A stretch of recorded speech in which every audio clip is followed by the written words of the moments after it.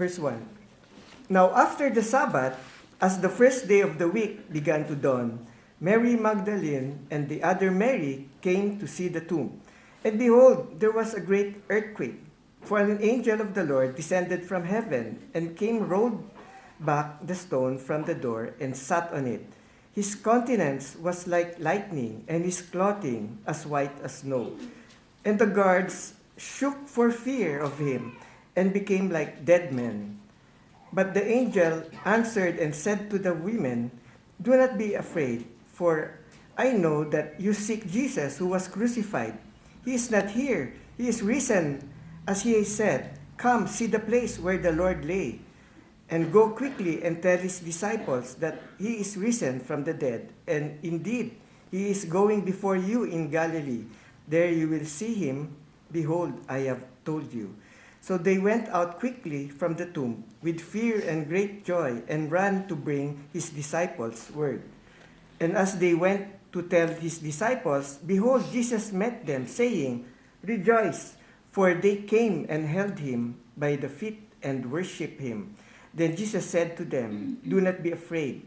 Go and tell my brethren to go to Galilee, for there they will see me." So narito ang mahalagang talata sa Biblia na nagkikwento tungkol sa muling pagkabuhay ng ating Panginoon Hesukristo. Ang muling pagkabuhay ni Kristo pagkatapos ng kanyang pagkapako sa krus ay sentro ng pananampalataya ng mga Kristiyano na nagpapatunay sa kanyang tagumpay laban sa kasalanan at kamatayan. Sabi sa Romans chapter 4 verse 25, si Jesus na ibinigay sa kamatayan dahil sa ating pagsuway at muling binuhay upang tayo'y aariing ganap. Pasalamat tayo dahil sa katotohanan ito na napatunayan. Ang kapangyarihan ng pagkabuhay ng ating Panginoon ay mangyayari rin sa pagkabuhay muli ng lahat na nagtitiwala sa Kanya.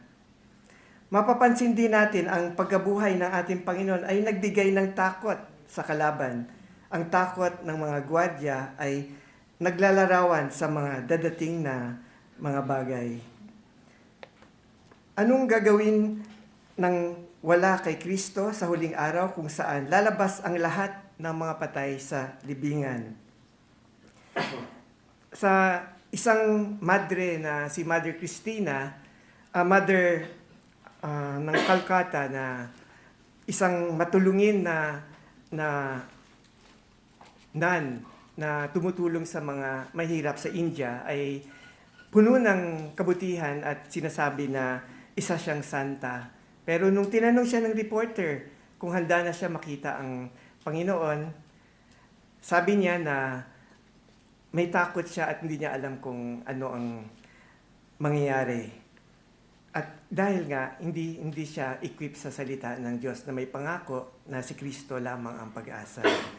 Sa mga nanampalataya sa ating Panginoon Hesukristo, wala tayong ikakatakot, hindi tayo masasaktan sa galit ng ating Panginoon. Sa mga naniniwala ay hindi dapat matakot sa libingan dahil ang pag-asa natin ay si Jesus.